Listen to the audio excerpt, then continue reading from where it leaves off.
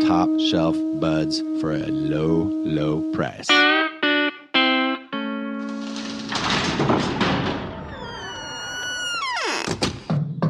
Open up, Colorado. It's 420. Time to grind and burn. This is not your son's stoner show. Open up!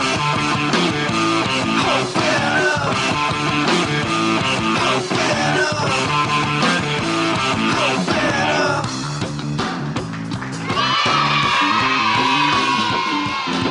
Welcome to the Grind and Burn, a podcast from the Cannabis Community Project, broadcasting weekly high up from the Dank Studios 3835 Denver, Colorado, here exploring the business side of this newly emerging economy while living the lifestyle. Hey Cannapreneurs, this week's show is sponsored by Dairy Berry's Recording Studio. Hey Cannapreneurs, thank you for joining me once again for another great show of the Grind and Burn. This week's episode is Grind and Burn with our crypto cannabis segment. We're going to be getting an update from Ryan at Vis.Red about the up-and-coming town of Morley, the new mining town down south of Trinidad that I've been telling you all about over the last couple weeks. Ryan's going to give us the updates, and we're also going to hear what it's like to be involved in the Aurora cryptocurrency Bitcoin Center. This is your final warning. This episode contains explicit language and heavy talk about drug use. Listen at your own risk. Because I recorded a conversation of what it's like to be in the heat of the action, in the mix of everything, when topics are being discussed. And last week's topic got heated as we talked about the water situation. Water is very important, and the land has a well. But the well is unverified of whether or not we can retap it, and whether or not it's drinkable, what kind of filtration. All the things that we're working on as we put the new mining town 2.0 of Morley, Colorado back on the map. And I mean officially on the map, as we are applying for municipality namestakes to some roads on the land that have been unnamed. So there might be some potential for sponsorship out there. Maybe some dispensaries might want to have a name in a town named after them.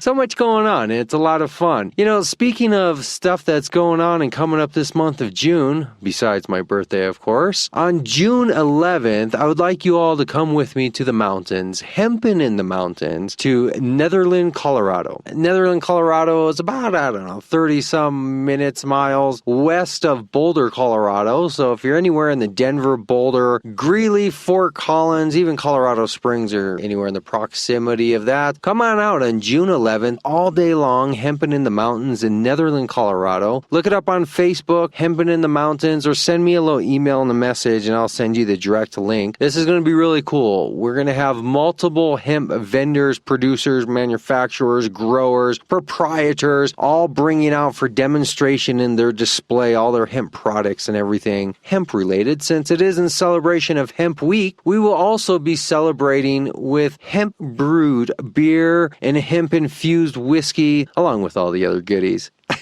Hey, I'm not just promoting this because I love to hang out in the mountain and listen to music and drink whiskey and all the other stuff that comes with celebrating hemp. I'm also the MC of the event, so I will be there up on stage, bringing on the bands, putting out the announcements about who left their headlights on in the parking lot and all that kind of fun stuff that MCs do. So I'll be MCing that event, and I will thoroughly be enjoying the music, beer, and bud that comes along with these all-day events. So if you're anywhere in Colorado, come out and join us June 11th, Hempen in the Mountains. Very good. You know, I want to get into this week's show because we got a lot of updates about Morley and what's going on with the building of the town. But I have a couple minutes of a phone call I'd like you all to listen to. As I told you about a couple weeks ago, I had my business bank account suspended by Chase Bank. And from all things that we can discover through our investigation, it appears they just indiscriminately did it because they didn't like the name of my company or an individual did not agree with the politics of the matter. So I took the liberty to record my phone call to the Chase Compliance Department just so you can hear firsthand how corporate America stonewalls you when they want to, and how when you're the little guy, even if you do have a lawyer, like I do, David Bush, one of the greatest civil lawyers that I can vouch for, but even with that, without the resources to fight a giant corporation, basically they can stonewall you. So I'm going to do my best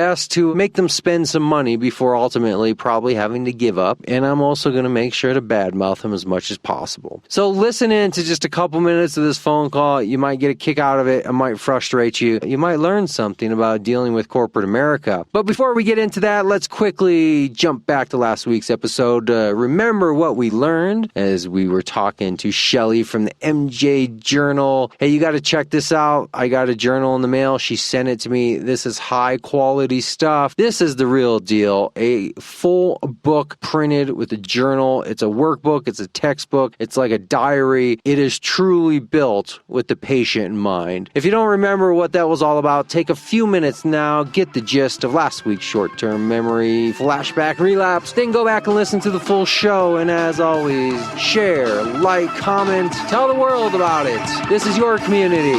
Grind and burn.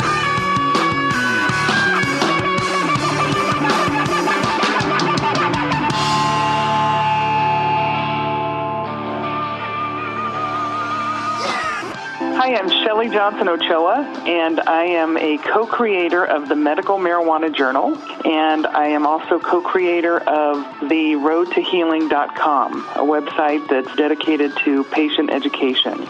Currently, it is a hard copy journal, and it can be purchased on our website, www.theroadtohealing.com, or it can be purchased on Amazon under My Medical Marijuana Journal, My MMJ Journal. A demographic of probably 40 years and older, because the younger people are so into the digital access on the phones. There's 3 that have cancer, a couple that have had knee replacement surgeries, and so I'm going to be talking to the 75-year-olds about medical marijuana and how it might be able to benefit them. So my mom's become my greatest fan. I don't feel sick anymore. I don't feel nauseous when I medicate. I actually feel good. I mean, marijuana does make you feel good.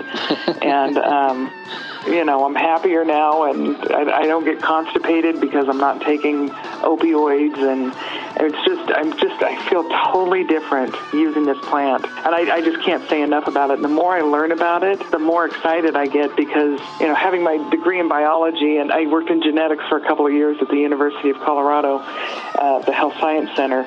I love all the different facets of what cannabis is doing and can do, and all the different components of it. And I think we've got an incredible future with this plant, and as far as medicine goes. My new email address is Shelley, SHELLY, theroadtohealing@gmail.com. And then the website is theroadtohealing.com. And if you go there today, there's a placard on there that says we're under construction. But there is some content on there if you want to see a picture of me and kind of my story and what was there before we started creating it. The website's being created offline, so they won't be able to see the new product until we launch it. If somebody really wants to get a hold of me, send me an email, and then we can talk one-off, and I can give them my cell phone number. When the website's launched, it'll connect into the social media, because I do have a My Medical Marijuana Journal page that's linked to my personal Facebook. I'm in LinkedIn, I'm in Twitter, I'm in all of that, so when the website's ready, they can click into all of that and find me. Very good. Well, I appreciate your time today. This has been very informative. I appreciate you spending the time to teach us about your business and also your own personal backstory. And we look forward to hearing from you again, hopefully in person next time you're in the studio. Thank you so much. I really appreciate this opportunity.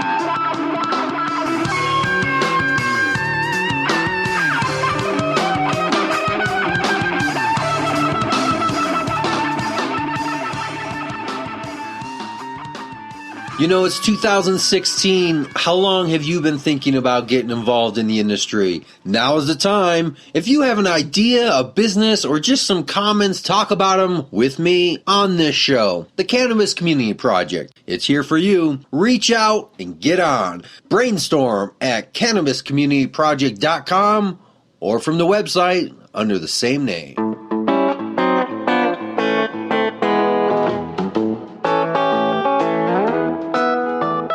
Cushly organic products that works like none other. It eliminates odor, and it's organic and it's non-toxic. www.cushly.com. Also find them on Facebook and other social media under the same name, Cushly Organic Products. The 6 degrees of Cushly. Yeah, it's amazing.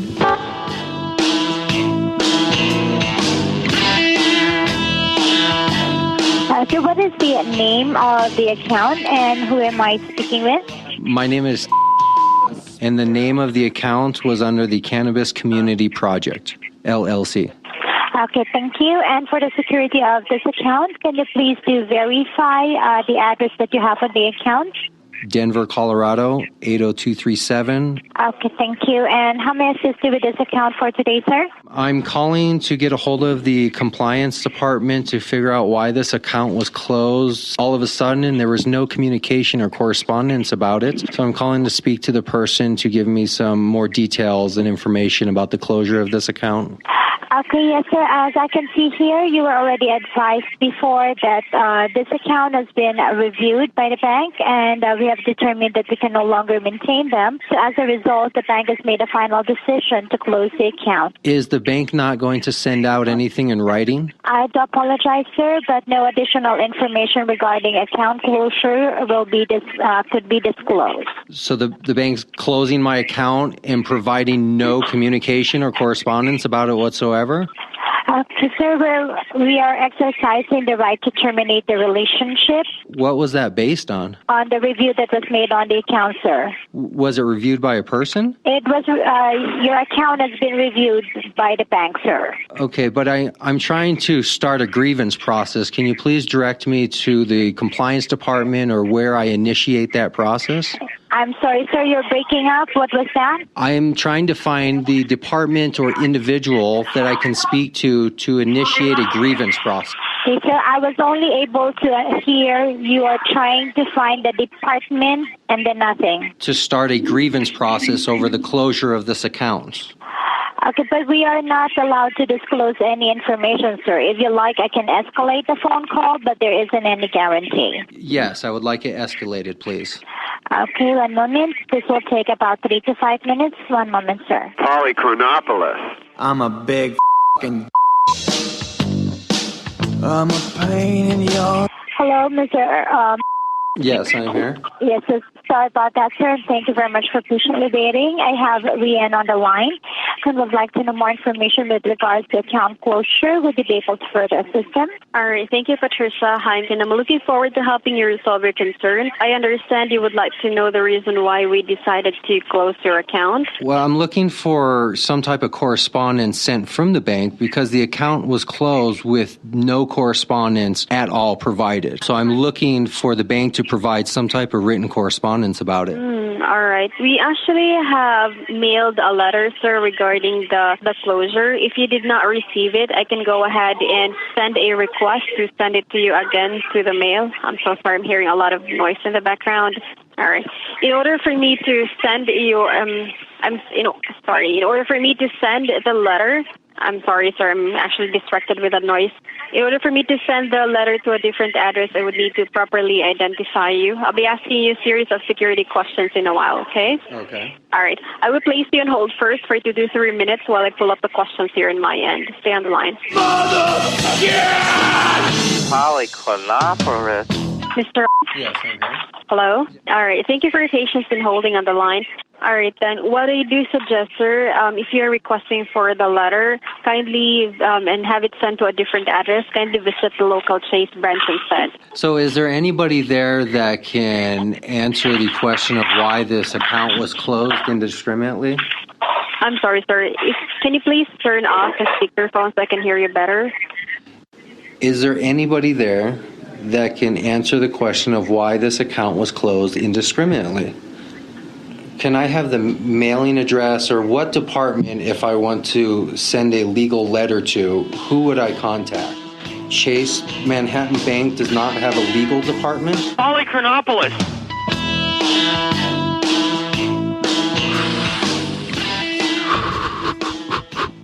You're listening to the Crypto Cannabis Podcast. Welcome to the Crypto Cannabis Podcast. Prepare yourself for the Crypto Cannabis Podcast. Get ready for the Crypto Cannabis Podcast. Get ready for the Crypto Cannabis Podcast. Yeah, add some cowbell. Boom. Prepare yourself for the Crypto Cannabis Podcast. And now, the Crypto Cannabis Podcast. Now the Crypto Cannabis Podcast, man. We're just a simple podcast here to explain your investments. We got some Bitcoin in bag. It's all about cryptocurrency and cannabis too. We just want to get you high on knowledge. It's simple. We help raise money for those in need. Through the Aurora Cryptocurrency Center, we use donations to buy Bitcoin miners and investing in digital currencies that make money. Bang!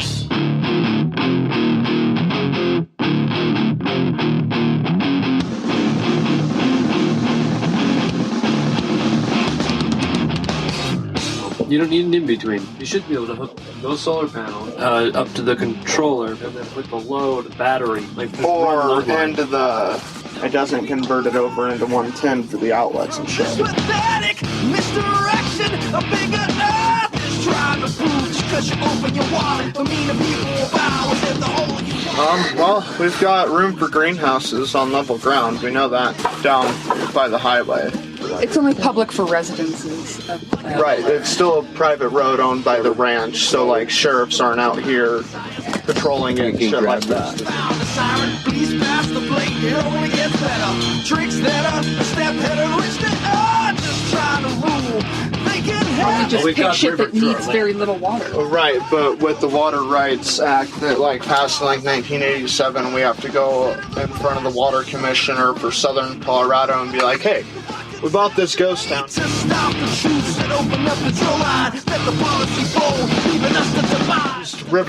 They use water out of Raton Creek. We want to set up a pump out of Raton Creek, and they'll have to go through all of the historical documents and be like, well, they used it for this, this, and this, and you can only use it for these things at this much gallons per minute. Or they'll tell us to go fuck ourselves.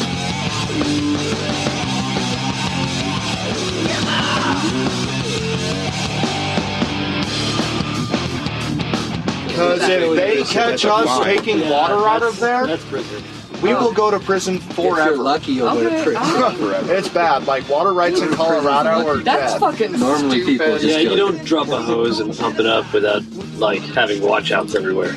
But the fact of the matter is that we're under assault from face to face. And I'm pretty convinced we got a fucking well. There were no wells. They were pumping it all out of the river in their cisterns. They had a pump house on the river.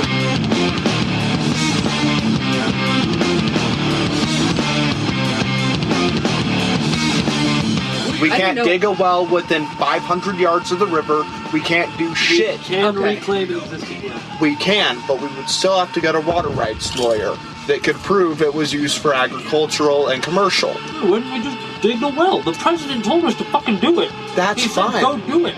That's fine. I'm saying that when the water commissioner or whoever comes in and is like, well, where are you guys getting your water from? And we're like, oh, we dug this well. He is going to throw a shit fit because of water rights. You got a permit to do the well? Done.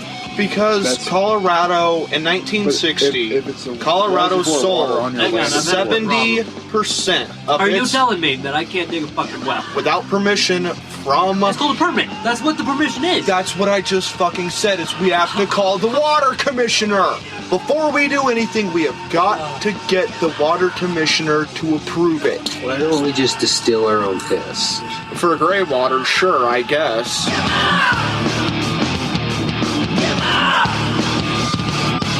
Real talk though, just because of the amount of money that we spent on groceries for the past week, and filled it up probably 3 times. I think it's going that way. That wouldn't have fed us, but yeah, no. You get it though? It's that easy to get water. Right. It's that fucking simple. It's that fucking cheap. There's no sense in going through rigmarole of nonsense. The power behind that river. Everywhere else in this fucking valley has shit water. Water up here is necessarily drinkable. We can find out though. You could probably maybe put it on fucking plants. You can always boil water. Some of it you can't, though. It'll just turn red and won't boil. Yeah, that's true too. Some Even that at that are on point, you like just have iron something on it. sulfates. And Yeah, there's That other thing, shit that you can. just collect on top and get the steam off of that.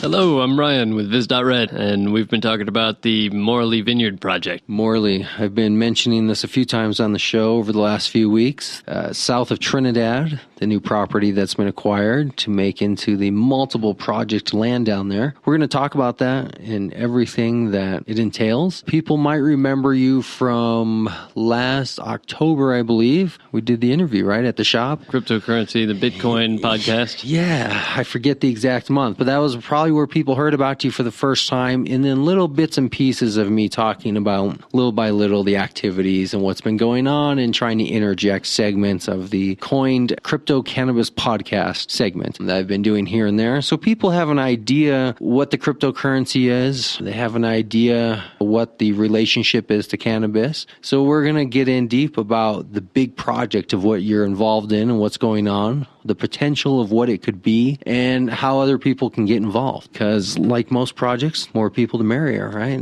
The easier things get. So what's the current status of Vis.Red? Are you still running the shop over on Airport Road? Yeah, or is it in a slightly more, condensed sense. We are open on Saturdays from about 4 to usually 2-3 hours. So that's to host our Bitcoin and Decred meetings. And then we're also operating down south of Trinidad out of Morley in the sense of that's our new project land. So it's not really open to the public yet, but we will be having events there over the next few months to really introduce people to the ideas of the things that are going to be happening. And what is the overall plan, I guess, if we had to wrap it up in one bullet point of what Morley will be? Maybe not tomorrow, but eventually what is the grand scheme of things? What is the idea? Surely a question you've been asked before. No one has actually asked me to sum it up because each individual project that we're doing down there is worth expanding. Well, let's start with this. Let's start with just a bullet point short list of what some of those projects are, the big ones.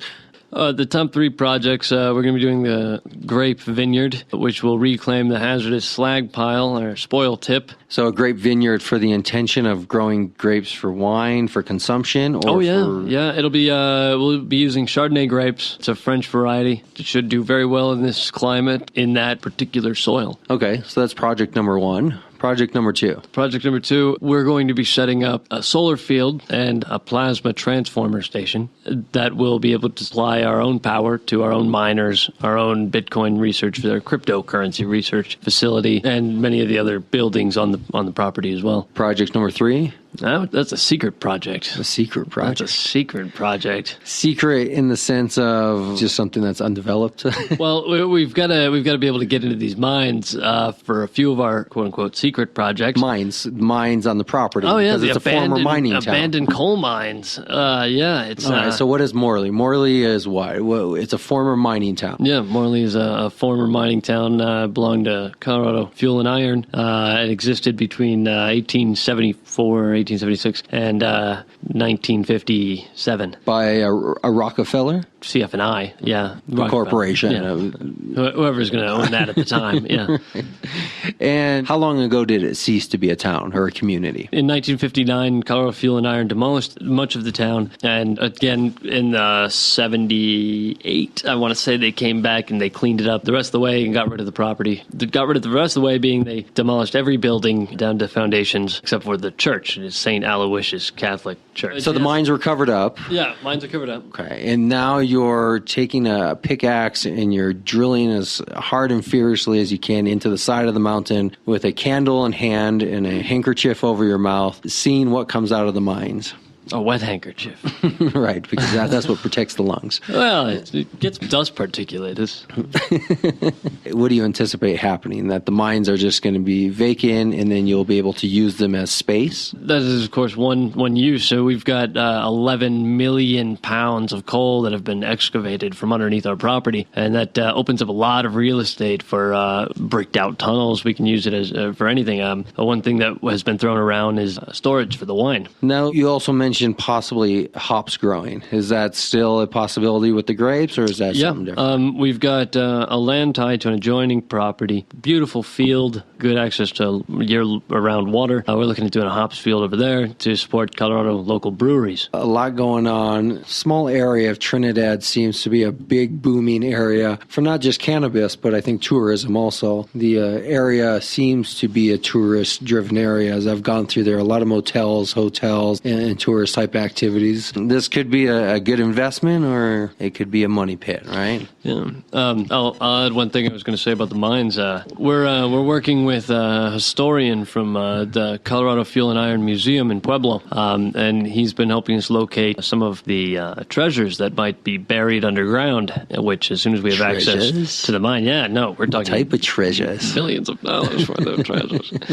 There's what was at one time a fully functional substation down there with 4 giant steam-powered generators, the untold amounts of mine carts and other tools, medical stations all throughout it, and miles and miles and miles and miles and miles and miles of tunnels. I think God only knows what's in there. I'm envisioning a event, we'll call it Goonies, right? Where we invite people to come treasure hunt, go seek the treasure. All they have to do is explore the tunnels. I thought you were going to say all they have to do is sign the waiver. Well, that would come first, obviously. But we're going to need lots of manpower to explore these miles and miles of tunnels, so we have to build up the treasure. The One-Eyed Willie treasure story, so we can get people flooding in, willing to take their wet handkerchief and candle and burn their way through the tunnel. But here's the story, and we didn't have any hand in starting it. If you go online and do some research, you'll hear stories about a methane explosion that caused the collapse and inevitable death of over 300 miners. I saw the sign that was posted about a mile or so up the road. That was a memorial to a massacre. The Ludlow massacre. Yeah.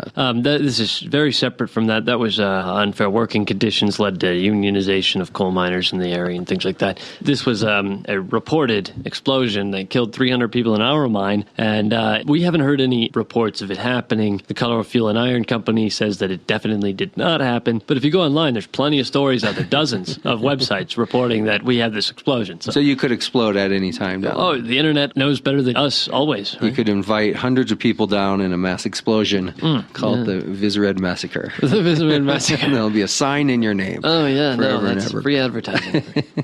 Longevity. Well, this is kind of a big project. How did this come about, such a grand scheme of a project? Did you wake up one morning and say, I think I'll buy me a plot of land and try to run multiple businesses at the same time? Vis.Red's eventual goal as a group of people that are willing to fight for a common purpose is to have a self-sustaining facility separate from any global organization that really just uploads all of our research and anything that we can produce open source and really for the humans for humans sort of mindset. We thought, okay, so that's kind of like a country. Our first step to a country, let's start with a town. So we're doing that. How long has this been in development? But the Morley project in particular, or Vis.Red? That concept of what you just described. I imagine now it's been really being worked on for at least 2 or 3 years. Where are you from? Like, born in? Yeah, you from East LA or are you from Mexico? What? Florida. You're from Florida. So this idea, where was it concepted? How long have you been here in Colorado? I've been in Colorado since 2001. Oh, okay. So quite a number of years. So you came from Florida. You came to Colorado. Oh, my parents were in the military. I moved every 2 years. Oh, so you're I've lived in brat. half of the United States. What branch of military? Navy. Who? Mom, dad, both? Both in the Navy? Yeah. Did they meet on a boat? No, they Was met there a at violation of fraternization? No, they met at boot camp. They were both in some extended study program for their jobs. There's a co-ed boot camp? I imagine. I think at the time when you're being most humiliated, you would not want to be around the opposite sex. That would be the least point of attraction when you're being humiliated and broken down. Well, you can have separate dorms, Or it might motivate you to be a better soldier, maybe. I don't know. Interesting. What were they? What was their profession? Their moss? Yeah, that would be an interesting topic to discuss if I knew anything about it. You don't know? No, I'm not supposed to. You're not supposed to know? No. Was it intelligence? It was Navy intelligence. Was your dad just a chef? Nah, man. Not like that. Chefs don't get out and do contractor work for satellites that I'm still not allowed to know anything about. Because of communications. Yeah, it's still communications, yeah. Okay. So that probably spawned your initial interest in electronics and computers. And my childhood knowledge of cryptography. Ah, yes. Cryptography. That's the root of what you're all about. And cryptography and forensics is my professional training. In the sense of building security codes, what type of application? General IT, security, and forensics. I'm better at knocking systems down or going around them and then making patches to fix those sorts of things and selling it to people that need them. Would you call yourself a hacker? No. No. Other people would. But you would not call yourself one? No, I'm an entrepreneur. Ah, an entrepreneur. Well, I guess that is technically true. I mean, you are involved in multiple projects. Are you only an entrepreneur until you pick something? No, I think you're an master. Or no, I think you're an entrepreneur if you take a risk that is in an attempt to do something on a path that's off the main path. So if you're taking a job at a corporation as the IT guy, you would not be an entrepreneur because you're on the standard path of what there is. Taking the risk would be starting your own company or doing something off that path. So that risk element is what makes you an entrepreneur. And the risk usually means it's because you've done something on your own or attempted to start your own something. That's usually where the risk comes in, which you have done, right? Yeah, not my first tech shop. Not your first tech shop. That should be the name of the business. We're leaning more towards Vis.Red and Company. What is the significance? I'm not fluent in Latin, but from my understanding, Viz is 30 possible meanings or some crap like that. Allow me to translate as I am fluent in Latin. Right. Most of which are like force progression. Comes from the ocular word of the sea. And that could be. And the red from the color of red. Well, red is... you see red. I mean, we got 3-letter domain name. .red is, instead of .com, it's... And that's significant. 3-letter domain names for .com sold out in the 90s, didn't they? I don't know. I think so. I don't know. In the 90s, I was smoking weed and at the back of a McDonald's parking lot. I don't think that night McDonald's. I don't think that I was less a teenager than 3 working fast food. I was not involved in any form of entrepreneurial activities. I was figuring out how to accidentally make cars get out of park and roll down driveways and shit. I mean, it's a cool name, right? Vis.Red. Vis.Red, yeah. I've got it tattooed on my neck. Ooh. Yeah. Like a prison style on your neck? Yeah. We own the domain for like the next 25 years. So why not? How did you do that? Just pre-purchase 25 years? And then escrow a dynasty with another company. They take over buying it because most companies don't let you buy 100 years of a domain at a time like that. It doesn't, it can't guarantee it. Yeah, I'm not really sure how exactly the domain system works, other than I have a bunch of them. But other than that, I don't really know the fine details. But you can fascinate me later with that conversation. Global autonomous organizations. We'll spend long hours into the night talking about how domain systems work. So going back to the cryptology, cryptocurrency, energy generation. Right, Project 2. Project 2? Is that Project 2? Is yeah, that the code name? Well, after this radio Did you just reveal show, the code name accidentally? I think that's the code name. Don't ask about Project 7. As far as the solar and Bitcoin goes, basically we're going to be taking sunlight and then using these SHA-256, miners or hardware, computer hardware that works at one algorithm. We're going to generate money from sunlight. You're going to start mining Bitcoin. Yeah. And you're going to start doing it from this rural, remote location down south of Trinidad. Completely off the grid. And you have to figure out an internet connection. You got to figure out power to run all these machines. You got to figure out a living situation of how to actually manage and maintain this. And then you got to figure out how to actually squeeze a penny from it so it can be paid for, and hopefully you don't all starve to death down there. Right. Right. Soup-based diets. Right. Water. Chicken bouillon cubes. No, that shit's too expensive. 30 cents. Pick up some mice out there. Well, hunting, right? There's large elk. I've seen the droppings, and there appears to be bear that we've seen in person, or at least some have. Yeah. And there's small rodents. And turkeys. Turkeys. That morning I went out for a walk. There was a whole flock. I don't know what you call turkeys. A gaggle? There was a gaggle of turkeys out there. And I tracked them for a few minutes and then realized that, now what? So I better keep walking. If I had a shotgun, I still probably wouldn't have done anything because it's a shotgun and a small bird. You don't want to hunt a small bird with a shotgun? Well, I think that's how you hunt turkeys, is with shotguns. What? How else would you hunt them? An arrow or something that only leaves one puncture hole and such a small chunk Well, you of would meat? use like a slug probably. But I'm pretty sure when you're doing turkeys, it's with a shotgun. I don't think you would use a rifle. Really? And you wouldn't use a handgun. Why would you use a shotgun on anything you were going to eat? Like birds, because it's easy to shoot things out of the air when you're pattern. You sure you're not trying to give me lead poisoning right now? I don't think they make them out of lead anymore. I think those days are over. I think now it's all like stainless steel. And all my knowledge of bullets is so outdated. I would build a tower and like liquefy lead with heat and then drop it from the tower, and then gravity would make it into a sphere and it would drop into a bucket, and bam, I'd have a musket shell. Yeah, what do they call that? A ball? A musket ball, sure, whatever. Round thing? Yeah, round thing. A musket ball. Square thing box? Yeah, that's how I know how to make bullets. It doesn't include any modern... Well, I mean, if you're going to do that, you might as well just throw the metal ball at the turkey and try and knock it out. Use a slingshot at that point. We got slingshots. I have one too. It's not hanging here, but hunting, living, surviving, doing the projects. I mean, this is exciting and I guess scary things also, right? I mean, what is the risk of failure here? I mean, we own the land outright.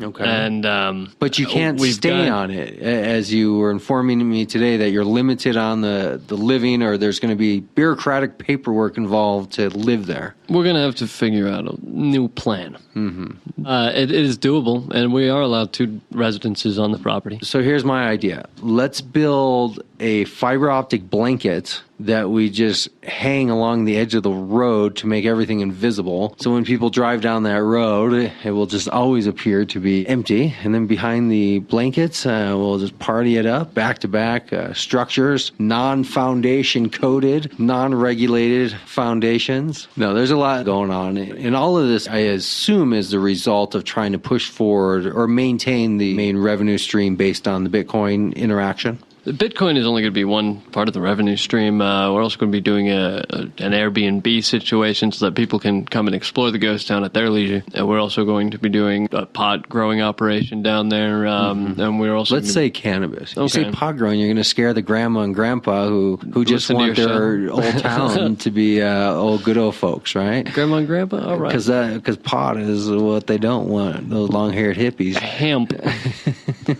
I mean, you're going to scare off all the town folk, all the good country town folk. All right, so let's just admit that. We get the vineyard. Oh, Teddy is going to be doing... Teddy, another individual who's part of your group? Yes, Teddy is a Vis.Red volunteer. How many people would you say are part of your group, your volunteers? 8 to 12. 8 to 12. So what is this entirety going to cost? Oh, as much effort as we can put into it. I mean, besides effort. Right. We'll go to lunch after this on effort. You pay. But I mean, if you're looking to buy your own town, you can do so on a budget of under $100,000. And if you're looking to start your own solar farm, you can generally do a household. If you're willing to install it by yourself, find the distributor and do all the transportation and everything. Are you just going to buy a wholesale panel, just a stack of panels? That's what we've been doing. Yeah. So if you're willing to do that, you can get a real good system for around $10,000. That's more than enough to do your house, you know. So that would be good for one house. I mean, a really big house, like 10 bedroom, 5 bath house. Okay. So the unit of solar you're going to put in there will support what type of energy pool? 2 residences? By the time we're done, we plan on selling power back to the grid that is unused, get profit back in the form of credits that you redeem during tax time. Okay. So we will be producing enough power to sell back onto the grid, more than we're using. Okay. And this is going to be done just through solar. You've investigated all the different avenues of power generation, and solar appears to be the most efficient. Well, all the panels I'm buying are 25-year warranty panels. With the way us doing all of the work and having the direct access to the panels, I think it's only going to cost us about $7,000. Sorry, what was the question?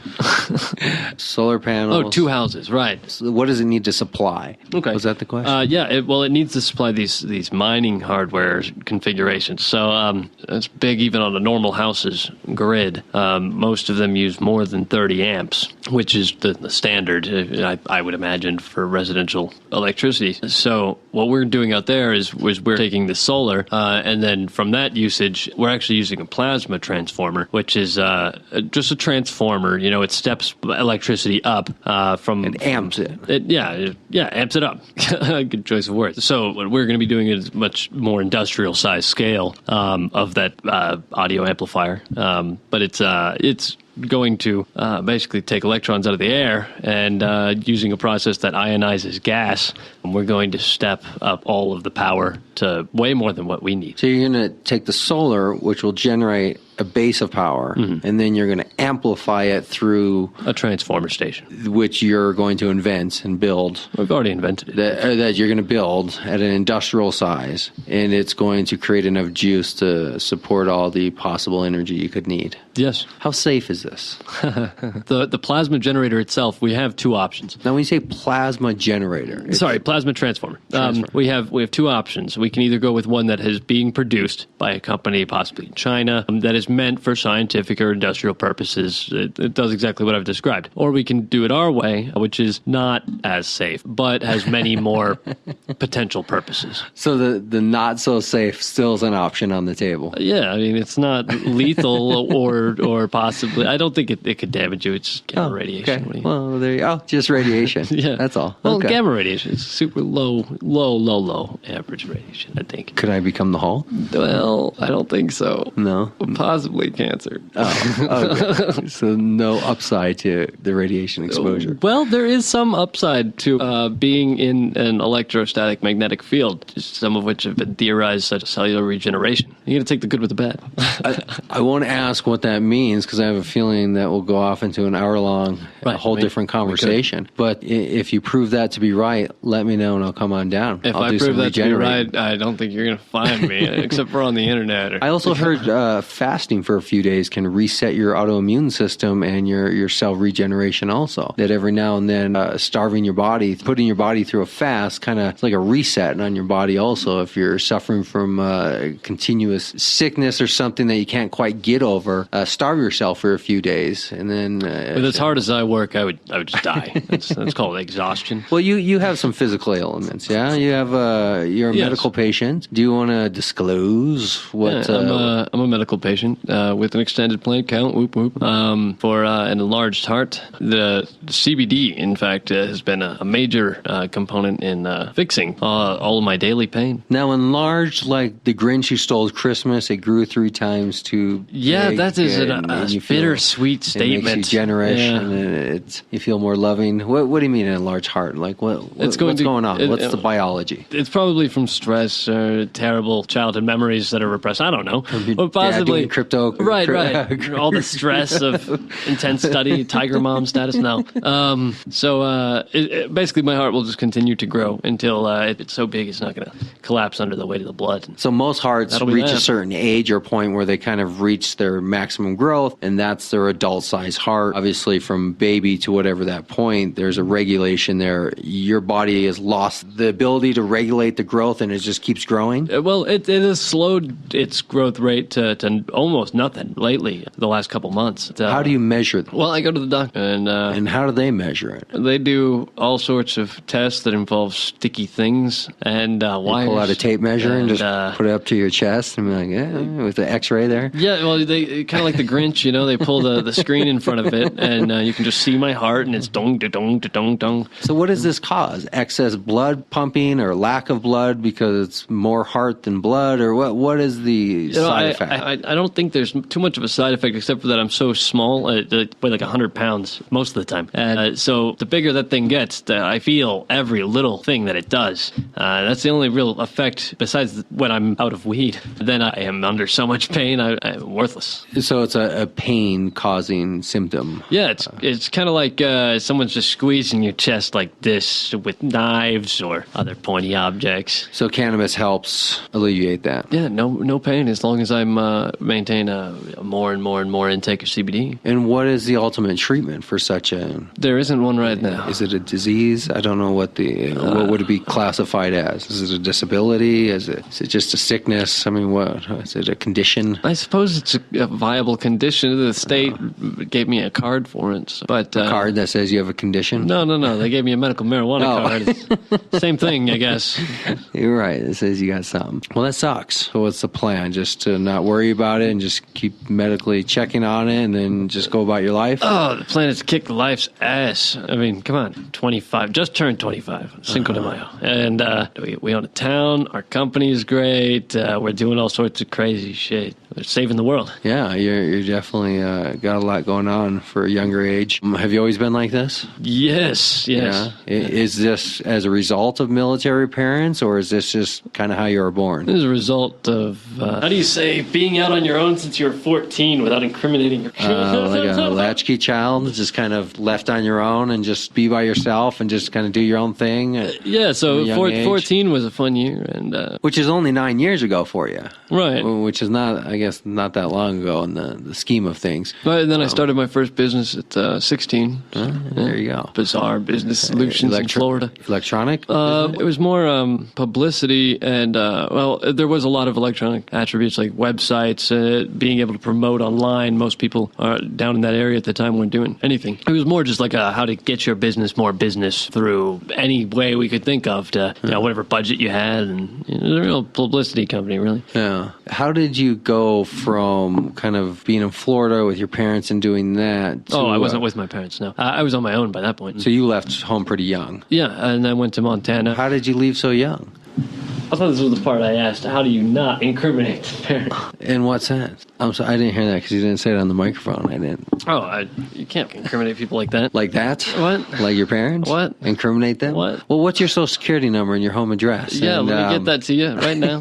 What's their first and last name and where do they live? The byproduct of all of those years of everything is where you are now, right? From everything to the organization you're running to the group of people you've accumulated over the years. Yeah, one of them has run with me since 2008. Who's that? Victor. Okay. So he was the first person who started in your... Man, we were just friends back then. Yeah. Actually, Trevor was the first Vis.Red volunteer. And then Victor joined our crew after learning about what we were doing. And where did you all meet? Oh, all over Colorado, Montana, Missouri. We've brought crew on from a lot of different places. So just kind of traveling around, meeting people here and there. At one point, we all just got in a vehicle and drove across the country with no particular destination in mind for a few months. It was a great experience.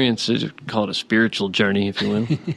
Band of gypsies. It was very gypsy, yeah. Which probably helps contribute to the ultimate idea of kind of what you're envisioning, right? The ultimate place on your own country, your own island, whatever it be, your own planet. There's some scientific avenues you just can't go down under the watchful eye of anyone. So you've really got to separate yourself in order to perform some function. Yeah. Well, that's cool. I mean, there's a lot to consider here, and this is one of the things that I think people just, you're taking a big risk, which is a little bit more than what most people are. You ask, what is an entrepreneur? What you're doing is 90% more than what most people are willing to do. You mean work? Well, not work, because people go to work every day, right? No, to put in the work for themselves, not for somebody else. Well, that's the risk part. You got a dream, go for it. But that's the risk part, right? It's not like, too risky. There's people that will kill themselves 80 hours a week at a corporate office job for somebody else. Right. It's not that they won't work hard. It's that they won't take the risk on themselves. They're not working that job for someone else. They're still working it for themselves for the paycheck, which is another thing that separates our crew. We're not working for a paycheck. We're working to better humankind and the place we live. So with that being said, then what is the baseline of support for everything? How are things supported? Do you work a job? I mean, when there is a dry spell, we all pitch in, do whatever's required. Whether it's go out and get a job or come up with a better idea for a new project or revisit an older project. Really, it's just a matter of if a project requires funding, we go down the list and see where it needs to come from. Do you make any money from the Bitcoin? Bitcoin. We do. Do you see Bitcoin and cannabis as being a successful part of the industry, of something that... Yeah. In fact, if we can turn sunlight into money, then the idea is that through Bitcoin avenues, which is a financial, competitive industry, we can have that money grow in an investment account similar to a savings account, or an investment account, really. Mm-hmm. Those securities compound. They would pay for people to have medication like what I need, where it continuously costs more and more money because your tolerance is going higher and higher, and if you don't meet that requirement, then you feel the pain and you can't operate. Now, I don't want to have a Bitcoin or cryptocurrency conversation. We've done that before, and I've had multiple segments from side recordings that we've done over the months. But let me just have one question so we can hit the topic. Answer this question for everybody that's listening, just so you can establish your expertise on the subject. So somebody says Bitcoin or any other coin out there. If I'm going to consider getting involved in cryptocurrency, which one should I buy, and why is it beneficial or hurting cryptocurrency to even consider other types of coins that exist? Let's just focus on that one question and answer that today, and then we'll get off cryptocurrency. All right, that's a bit of an in-depth one question, but we can split it up here. You got 45 seconds. All right. If you want to get into trading, like similar to Forex, go with Ethereum. It's highly volatile. The price fluctuates up $10 a day some days, and you can really make a mint. And if you're interested in learning more about the technology behind it, learning to build your own currency, something like that, I'd be looking into things like Decred. And then if you're looking for something that has the potential to be $27 million a coin, go with Bitcoin. That's really the original flavor, if you will. So anything that's outside of those, is that what's referred to as an altcoin, something that's outside of that? Anything other than Bitcoin is an altcoin. And is alt stand for like alternative? Alternative to Bitcoin. Okay. So if somebody is coming to you with an email, or me or anybody else with anything other than Bitcoin, the simple answer is the reason you should just stick with Bitcoin is because it's maintained its value since 2009, globally recognized, it's not a scam. Potentially stability, security. Most widely accepted. Credibility. Credibility, for sure. Right. And I think that's important because there's been a lot of quote-unquote altcoins popping up around the cannabis industry that I think people are confused of, hey, if Bitcoin's successful, then why wouldn't XYZ coin be successful? Potcoin. Both of those. I don't want to say names. XYZ coin is a name. You just didn't know you said a name. Well, there. Yeah. It's subliminal. Yeah. That's how I work on the show. Right. I'm also part of the crypto communication community. Well, I mean, just assume that there's like 50,000 altcoins, and all the three-letter ones are probably taken. Yeah. Well, there you go. If you want to learn any more about Bitcoin or cryptocurrency, you can join us on Saturday afternoons, as stated, at the Aurora Cryptocurrency Center. 4 p.m. Be there on time because all the fun starts exactly at 4:01 p.m. Usually it does.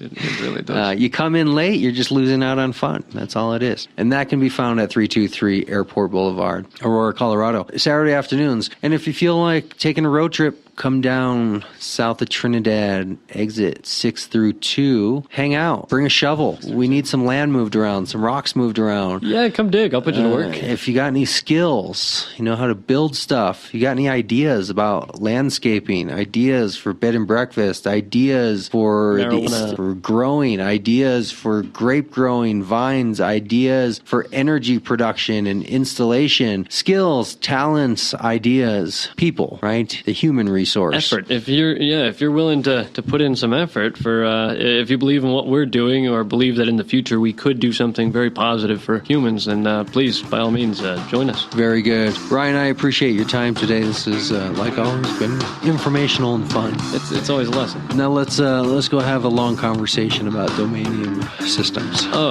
I'm looking forward to it. All right, man. We'll talk to you next time.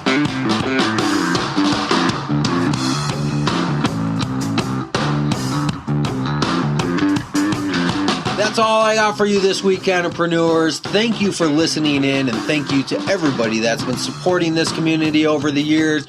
Keep following us after the show on all the social media, Facebook, Twitter, LinkedIn, Mass Roots. We're out there. You can find us just about anywhere, even YouTube. So make sure to come back next week and join us for another show where we'll be discussing more topics, interviewing more guests, and this is getting bigger because of you. We'll see you next week.